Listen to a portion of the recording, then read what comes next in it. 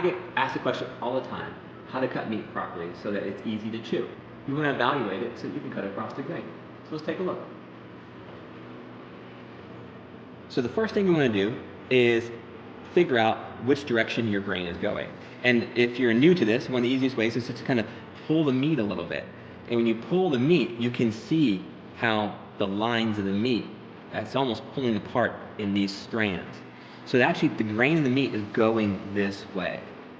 And then you can look at other pieces of the meat, like here, and you can see the end of the meat.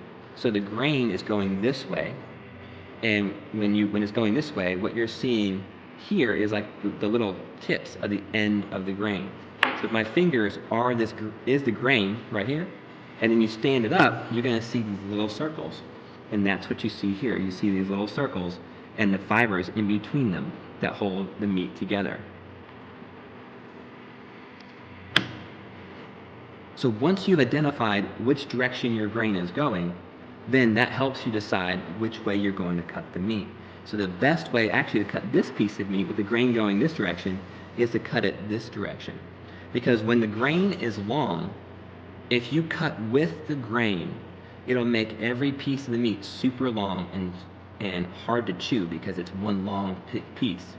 So the goal is to cut across the grain and make these meat pieces smaller, and it makes it easier for you to chew. So the best place for me to actually start cutting this, if we want to cut perfectly across the grain, would be on this corner.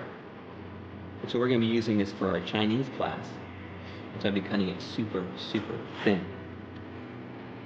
And then if you do it right, you can see that each piece of meat is really like its own little piece of meat.